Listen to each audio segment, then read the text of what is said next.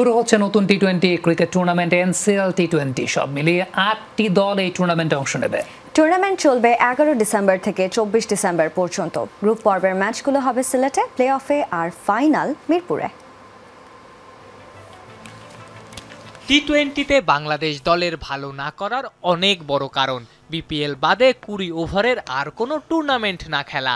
বছরকে বছর ক্রিকেটার গণমাধ্যম কর্মীরা একটা টি20 টুর্নামেন্টের জন্য লড়াই করে গেছেন। অবশেষে আর একটা টি20 টুর্নামেন্ট আয়োজন করতে যাচ্ছে বিসিবি।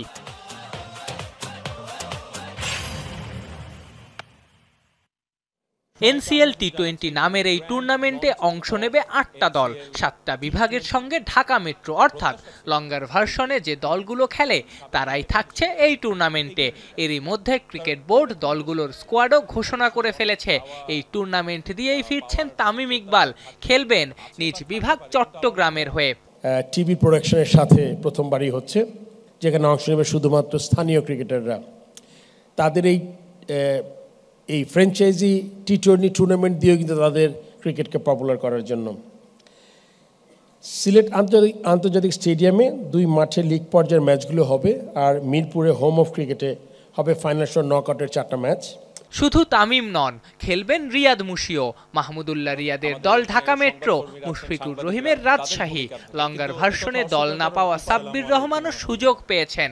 স্বাভাবিকভাবেই নেই সাকিব আল হাসান। বাংলাদেশ ক্রিকেটের একটা নতুন অধ্যায়ের সূচনা। জাতীয় ক্রিকেট লিগ এনসিএল দীর্ঘ ঐতিহ্য আমাদের গর্ব। প্রথম শ্রেণীর ক্রিকেটে এই লিগ আমাদের ক্রিকেটের মেরুদণ্ড বটে। বাংলাদেশ ক্রিকেট বোর্ড জাতীয় ক্রিকেট লিগ এনসিএল প্রথম শ্রেণীর ক্রিকেটের পাশাপাশি এবছর থেকে নিয়মিত টি20 ভার্সন যোগ করতে উদ্যোগী হয়েছি আমরা। এনসিএল এ 7টা দল পার্টিসিপেট করে, 8টা ডিভিশন, তার সাথে আরেকটা ঢাকা মেট্রো 8টা দল হবে। ফার্স্ট রাউন্ড হবে আপনার সবার সাথে খেলবে লিগ বেসিস, আমরা জানি। সেকেন্ড রাউন্ড যেটা আমরা বলি এলিমিনেটর, সেমিফাইনাল, ফাইনাল হবে ঢাকা।